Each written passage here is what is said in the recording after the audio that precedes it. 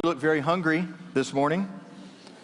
If you are visiting with us today or watching online for the first time, we are in the middle of a Daniel fast. I don't even think we're in the middle, are we?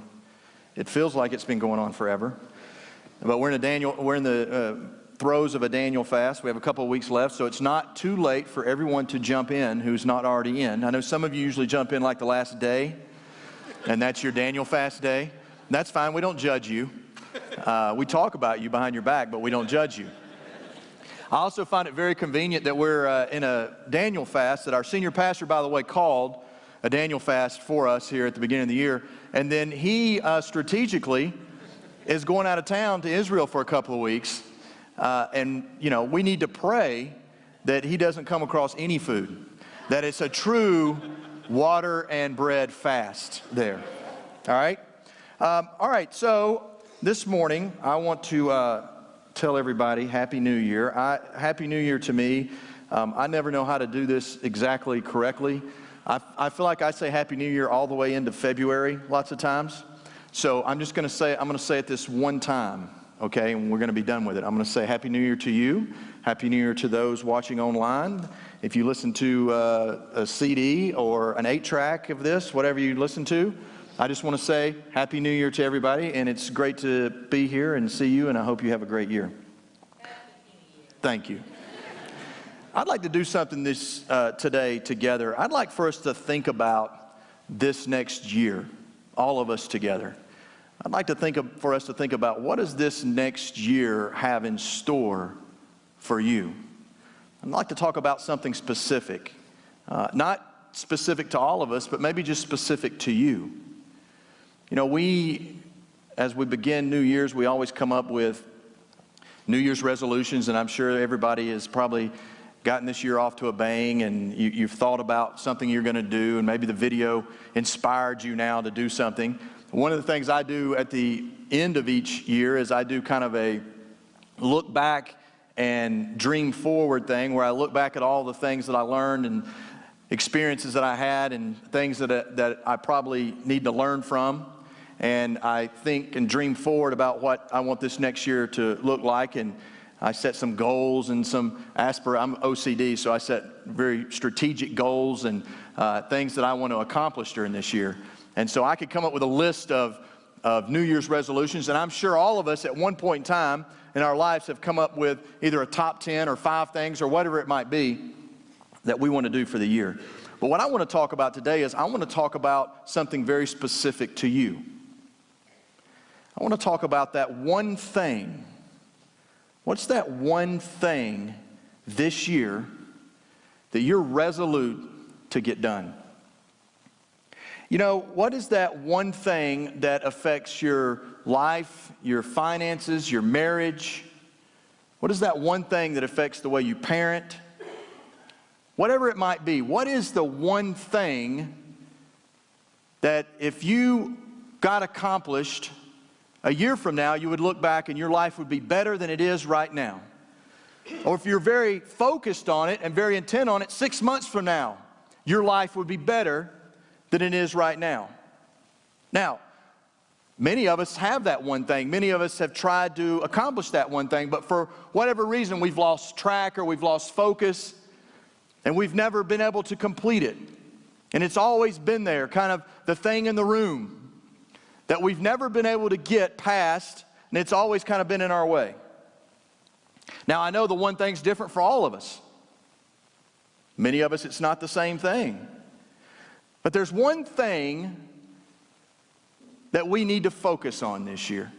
There's a lot of things we can do this year, but there's one thing that we have to do this year.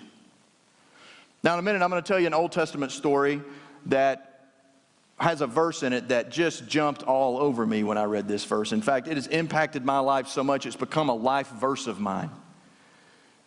And it deals around this one thing. Now, what I'd like to do is maybe give us some examples of what that one thing might be. Maybe it's a habit that you need to break. Maybe it's a habit that's been in your life for years, and you realize now, you know what, I need to break this habit. And maybe you've been trying to break this habit. Maybe it's a habit that's just been in the way of you really experiencing a true, full life. Maybe it's goals that need to be set or a project that needs to be finished. Maybe it's a relationship that needs to be restored. Come on, you know what that relationship is. Maybe there's a relationship out there that you just need to pick up the phone and call that person, and you need to restore that relationship. You've been carrying this relational baggage around with you for so long, it's kept you from actually experiencing a full life. Maybe it's a relationship that needs to end. You know, if you could push a magic button, and 12 years from now, all the relational shrapnel and all the pain and all that would be gone from this relationship that you might be in that needs to end. Maybe that's your one thing. Maybe your one thing this year is your marriage. Maybe your marriage has just been, let's just be honest, maybe it's been mediocre. Maybe you come home from work, sit down in front of the television, you get fed your food, you say, how was your day, how was your day, and then you watch TV and then you go to bed. Maybe that's every day. Maybe there's some mediocrity in your marriage, and that's your one thing that needs to be taken care of. Maybe it's debt. Maybe you come to church every Sunday and you listen about freedom from debt, and maybe you listen to Dave Ramsey on the radio, or you go to Crown, or you listen to these things, but when people start talking about financial type things, you start to squirm in your seat. It makes you very uncomfortable. You know that you're either living beyond your means or you're not managing your finances very well. Maybe that's your one thing. What's the one thing that's just hanging over your life? Well, for the next 27 and a half minutes, I want to tell you a story from the Old Testament that, again, I think and pray and hope will help you with this one thing. And maybe this one thing will come to mind during the story. Maybe it's already come to mind. I'm sure it has. I'm sure right now you're sitting in your seat, and maybe it's one thing that you've never verbalized to anybody. And it's one thing right now where you're saying, I know what my one thing is. Heck, I've got 4 things. I've got more than one thing. I've got 4 things. I've got so many things, I don't know what to do. Well, maybe this story will help you, because I believe if we get to the point of where we can embrace this one thing, we can put it behind us and move on, it's going to allow us to experience the fullness of life that God has set before us. And some of the things that we're going to talk about today that are one things, you're going to say, well, those aren't very spiritual, not very churchy. I would say, though, if you have something in your life that's dominating your life, whatever that might be, it's impacting you so much that it's affecting your relationship with Jesus. And if it's affecting your relationship with Jesus, you're not growing spiritually. And I believe there's 2 types of movement. You're either growing or you're shrinking. Nobody stands still. We serve a God who's always creating, who's always moving, and if we have something in our life that's keeping us from experiencing the fullness and growth of God, then we're moving away from Him. So let me tell you a story. If you turn to Nehemiah chapter 6, beginning with verse 1, this is where we'll begin. Now, let me tell you a little story about how I encountered this story. I was in a Bible study about 11 years ago at a church I was attending in Atlanta. It was being taught, it was a DVD study by Bruce Wilkerson it's called The Vision of a Leader. Many of you may know what that is. You may have taken that. It's unbelievable. I loved it. It's the story of Nehemiah. And as I'm reading Nehemiah and I'm reading the chapters of Nehemiah, I came to this verse. And this verse so impacted my life that it's a life verse that helps me in managing money. It helps me in how I parent. It helps me in how I make decisions. It helps me in every aspect of my life and how I live my life. And I'm hoping that it's so simple to you that it will connect to the one thing that you need to focus on this year. And it will be one of the fundamental things that you are able to tackle that would make such a huge difference in your life.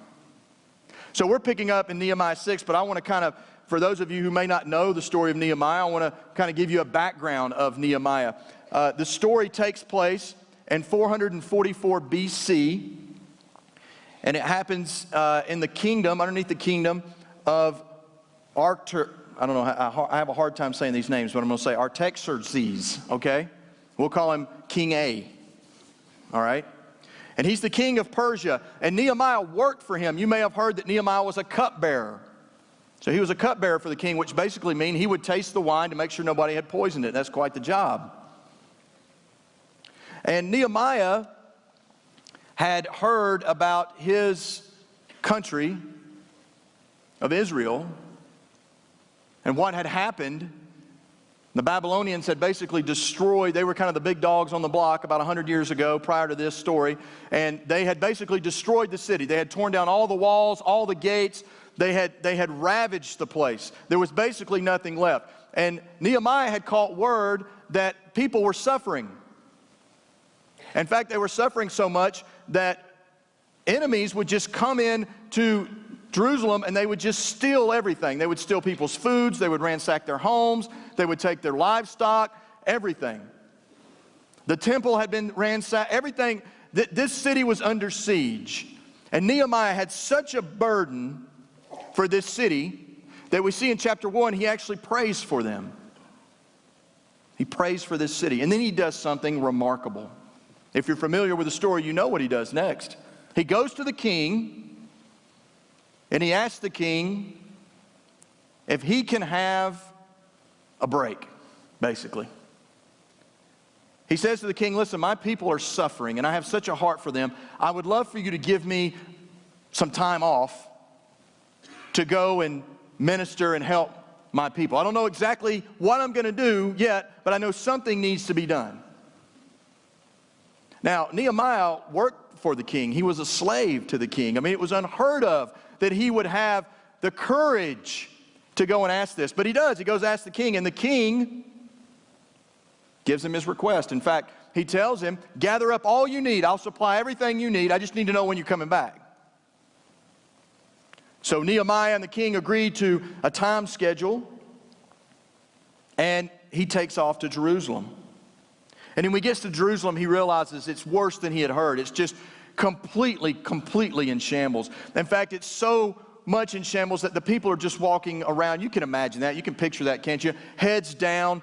They had no national pride in their city. In fact, just about everybody there had lost complete faith in God.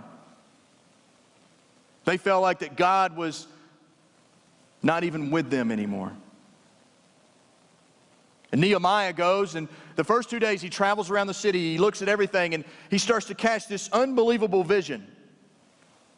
And he tells all the people, listen, I know what we're called to do. The one thing we're going to do anything else.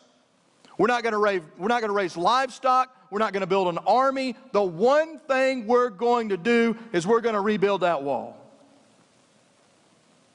And he casts this compelling vision. And all of a sudden, you can read in the Nehemiah chapters in 3 and 4, you see all these people just start to gather. He has all these building supplies, and everybody starts to gather. They're so connected to this story. In fact, if you're not a believer in Jesus, if you don't know much about the Bible, here's what I would tell you. Nehemiah is a great story for you to read. Now, there are no miracles in this chapter, in this story. And this is well before Jesus, so if you have a problem with him, then you got no problem here, because in Nehemiah, he's not there. So this is a story that you need to read, because this casts an unbelievable story of vision and leadership and taking control and leading people. I would encourage everybody to read this book, Nehemiah. Well, as you can imagine, Nehemiah starts to build this wall. And these people gather to build this wall. Well, what do we know? Well, it starts to filter out that the wall is being rebuilt. Well, the enemies, the opposition, start to get real nervous, and they decide, well, we can't allow this to continue. What if they rebuild the wall and then we can't get in and we can't steal from them? What if they build an army and the army comes and destroys us? We must stop this. Well, there was the leader of the opposition, and this guy was a bad dude. In fact, he has a bad dude name. Like if there was a cartoon this guy would have like a bad guy cartoon. He'd be a bad guy cartoon. Everybody know who I'm talking about? Sandbalot, right? How many kids are walking around the face of the earth named Sandbalot? That's how bad this guy was. He was bad. In fact, he was so bad, he started to come up with a scheme to get rid of Nehemiah and to stop this wall. So he started this rumor about how they couldn't build this wall and you know, how Nehemiah was all about himself and well, that didn't work. So once he realized that didn't work and the wall continued to grow and get higher, he said, well, here's what I'm going to do. We're going to send him a message. We're going to get him off that wall and get him to a city so we can meet with him. We want to just meet with him. We want to offer him an olive branch, and we want to meet with him and talk about his vision. And at the end of this, what he says he's going to do, and then he says, and then we're going to kill him. So he sends him a message, and that's where we want to pick up. Chapter 6, verse 1. I think we're going to have it on the screen for you if you don't have your Bible with you. It says, now then, here's our dude, here's our guy, Sanballat and Tobiah. He's got some underlings that work with him, Tobiah and Geshem, the Arab. Now, he's the only one that gets labeled into a culture here. And the rest of our enemies heard that I had built the wall and that there was no breach left in it. Now, a breach would be a hole or a place where people could get through. He had repaired all the breaches. The only thing that was not fixed yet on the wall were the gates. Okay? So there was no breach. And he says, although up to that time I had not yet set the doors and the gates. Sanballat and Geshem sent to me saying, here's the message. They send to a message, come and let us meet together in the plain of Ono. And basically he's saying, let's have dinner together. Let's have a cup of coffee. Let's eat a Danish or a donut or whatever they ate in that time. Let's talk about what's going on. But Nehemiah was no dummy. He said, but they intended to do me harm. Now, verse 3, this is the verse. Here it is. This is the verse that climbed all over me and has impacted my life greatly. Nehemiah says, and I sent messengers to them saying, I am doing a great work and I cannot come down. Can you say that with me? Let's say that together. I am doing a great work and I cannot come down. Let's say that one more time. I am doing a great work and I cannot come down. One more time, let's do it. I am doing a great work and I cannot come down. You know, there's probably a wall in your world right now. And it's a wall that you need to climb and complete whatever the task is, whatever the thing that God has given you to do, whether it's in a relationship, whether it's in your work, whether it's in your ministry, whether it's with your kids, whether it's in your finances. You need to climb that wall, and when you get to the top of the wall, you need to say, I am doing a great work, and I cannot come down. He goes on to say in verse 3, right there, he says, why should I stop and come down for you? Have you ever had that happen in your life? In other words, you've been making some progress and all of a sudden the distraction happens. Has your response ever been, why should I come down and pay attention to that distraction? Sure it has. Sure it has. But Nehemiah's response was, I'm not coming down. I'm doing a great work and I will not come down. In fact, every time they invited him off the wall, he says he sent them the same message. Now, we know what would have happened if he would have come off that wall and met with them. What would have happened? We just said they would have taken his life. You know this. There are things in your life right now that if you don't deal with them, they have the ability to take life from you. They have the ability to destroy your life. There's a great enemy out there with one goal. His goal is not to make you a worse Christian. His goal is not to get you not to come to church. His goal is not to get you to be a bad father or a bad student for you to forget your goals. He has one goal in mind. The enemy has one goal in mind, and that is to destroy you. To take everything you have, beginning with your faith, and destroy you.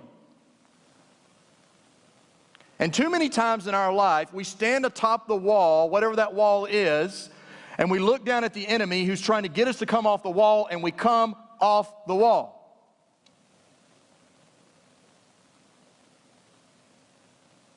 We don't look him in the face and say, I am doing a great work and I will not come down. So they tried everything to get the guy to come down. Everything. We have to give attention and decide that we're going to stay on that wall and finish what has the potential to ruin us. Parents, I would tell you this, parents of young kids, you know what you need to do every night? Every night when you put your kids to bed, you need to go in their room, you need to sit on the corner of their bed, and you need to look at those little bodies laying in that bed with that little breathing, and you need to say, I am doing a great work and I will not come down. Parents of teenagers, you need to go in their rooms. You may have to set your alarm and get up whenever they go to bed. I don't know when that is. But you need to go in their rooms and their big bodies sitting in that bed, and you need to look at each other and you need to say, we are doing a good work here. We are doing a good work here, and we will not come down. We will not be distracted from finishing what God has called us to do with our kids. Husbands, you need to look at that picture of your family on your desk, wherever your desk might be. And yeah, promotion would be great. And yeah, more time at the office would probably get you more money. And yeah, there's all kinds of opportunities to do things. But you need to look at the pictures on that desk and you need to say, I am doing a great work here and I will not come down. I will not be distracted from the things of the world to go away from what I've been called to do. Wives, I don't know why you put up with us. I really don't. I thank you for that. I don't know what goes through your head. I don't know what you think about us. We're not all there. But my prayer would be that you would look at your husband and say, yes, he gets on my nerves. Yes, he can be a bit selfish, but I love him and I'm doing a great work here and I will not come down. Maybe it's your finances. Maybe it's the things that we've already talked about. What is it for you that will allow you to stay focused? Teenagers at school, in your high school or your middle school, are you able to walk those halls? Are you able to interact with your friends? And are you able to say, I am doing a great work for my faith here and I will not come down. I will not be distracted by you calling me a Bible thumper. I will not be distracted by your parties. I will not be distracted by what you want to do with me. Or I am doing a great work here and I will not come down. Well, if you go over to verse 15, we see that Nehemiah finished the wall. In fact, it says, so the wall was finished on the 25th day in the month of Elul in 52 days. Now, they didn't build the wall around the entire city. It was a portion of the city they built. But 52 days they built this wall. Now, there were no concrete mixers and no cranes and 52 days they finished this wall. And it says, catch this, verse 16, and then all our enemies heard of it. All the nations around us were afraid and fell greatly in their own esteem, for they perceived that this work had been accomplished with the help of our God. There were no miracles here. They didn't wake up one day and the wall had been completed by God. There was no lightning bolt that all of a sudden changed the lives of all these people. Basically what happened was God honored their hard work. God honored their perseverance. God honored Nehemiah's leadership. And because they stood on that wall and they would not get down, great things happened to not only those people, but the enemies around them now believed and got back on board with the God they served.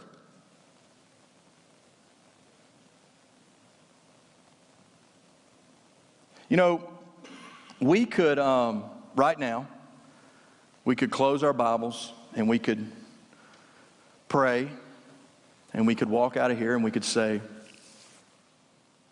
all right, I'm going to do that. I get you. I understand. But that's not really how we roll around here. So I'm going to do something here. I'm going to irritate you a little bit. And I'm going to prod you and goad you. And I'm going to make some of you mad. And in fact, some of you are going to leave today and say, I'm not going back. As long as that moron's preaching. I'm not going back. And I'll tell you this. In 6 months or 8 months, when you finally realize, you know what, he may have been right, and you come back, I'll be the first one to hug you at the front door and say, welcome back. And I only say the things that I'm going to say because I love you.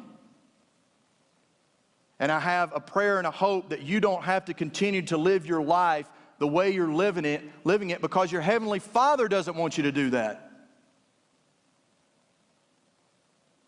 Your Heavenly Father doesn't want you to have to continue to live maybe the way you're doing it. And it's because I love you. He wants better for you than that. So here are some examples of maybe some of the one things you're struggling with. Maybe you drink too much. Maybe you do.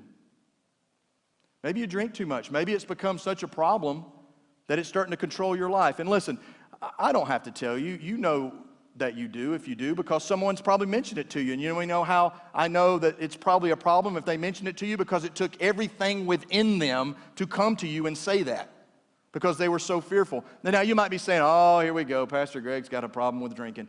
It doesn't matter what I think. It doesn't matter if I have a problem with anything. What I'm saying is if there's one thing in your life that's keeping you from having a healthy life and living in a cohesive relationship with God, then it has to be taken care of and dealt with. Maybe it's prescription drugs.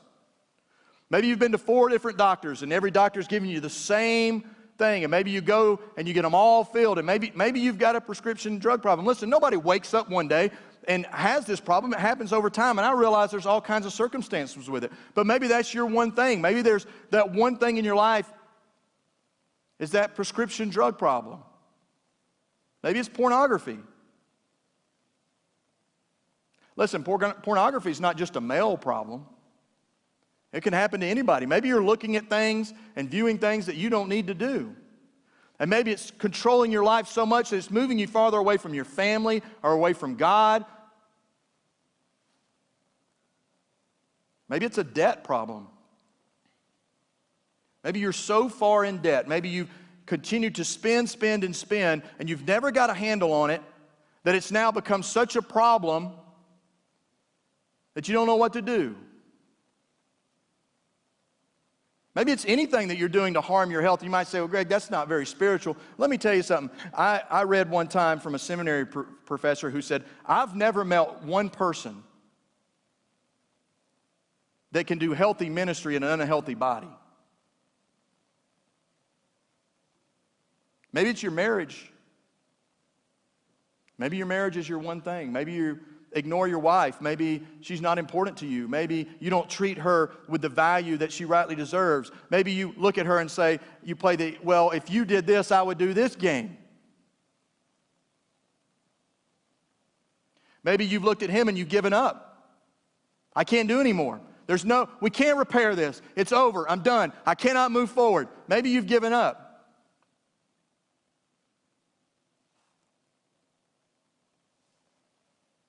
Teenagers and young adults, you know who you are. Are you willing to tell somebody, I cannot go to that party. You're cute, but it's going to distract me. Are you so caught up with having a relationship with someone that it's distracting you from everything else? Maybe there's a relationship in your life that's gone bad, and you cannot let it go. You cannot let it go, and it's now consuming who you are. Maybe you need to go back to school. Maybe that's your one thing, and it's just been weighing on your heart and weighing on your mind. You're like, I need to go back and get an A. Maybe I need to do that. Listen, when young guys come to me and say, I want to plant my own church or I want to start in ministry, I always tell them, you need to go to school. You need to go to school. Take it from a guy who finished high school at the age of 18 and finished college at the age of 33, 5. my undergrad. But I finished. Come on. This is the year. This is the year. This is the year that you meet this head on. This is the year that you deal with this. This is the year that's going to transform your life. This is the year where you say, I'm going to take care of this one thing, this one thing. Maybe it's fear, maybe it's anxiety, maybe it's anger, maybe it's hatred, maybe whatever it is. I'm going to deal with this one thing that has consumed and controlled me for so long that I cannot, it's affecting every part of my life, and more importantly, it's affecting my life with my Savior. The only person that can make it disappear is you. Remember, God didn't finish the wall. The people did. God honored them when the wall was finished. But God did not lay one stone. God did not carry one piece of lumber. God empowered these people to change their culture and their life. And God has empowered us to change our culture and our life. But you know, there are positive aspects to this too. Maybe you wanted to start a business, but you've been too scared to do it. Maybe you wanted to start a charity or a ministry, but you've just plain been scared to do it. Maybe it's the one thing that keeps coming up all the time, right? When you have a conversation with somebody, listen, I know you people. You have the conversations with me. You're getting ready to have them again. I'm going to have lunch with you or something. You're going to talk about another ministry idea that I think is a great idea, and I'm going to encourage you to do it. And you know what you're going to do? You're going to be on the wall, and then about 2 weeks later, you're going to get off the wall. Because you're waiting for the lottery to happen. You're going to win the lottery. Somebody's going to die and leave you a bunch of money. I've never met one person who's entered ministry where I said, man, tell me how it started. I won the lottery. You're not going to believe it. 777s. In fact, just about every person I've met that started a ministry had nothing. Had nothing.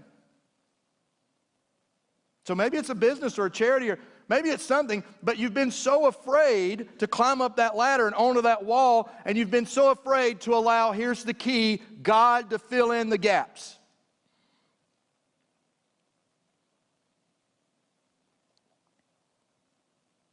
See, there's no miracle in Nehemiah, like I said.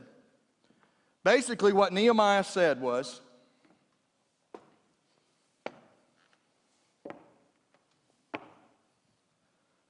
I'm going to climb up on this wall. I'm going to lean into God. I'm going to lean into who He is as my leader and my protector and my provider. And I'm going to stand on this wall, and whoever comes to distract me, I am going to say simply, I am doing a great work, and I will not come down. And if you do this great work, if you don't come down off that wall, you never know what could happen. See, that's the problem. Therein lies the problem. We don't ever know. So that's why we come down. They were honored and blessed because of their hard work. We have to say to ourselves, I will progress. I will move forward. I will take care of this one thing in my life that has been a distraction. And in doing this great thing, I will stay persistent and I will not come down.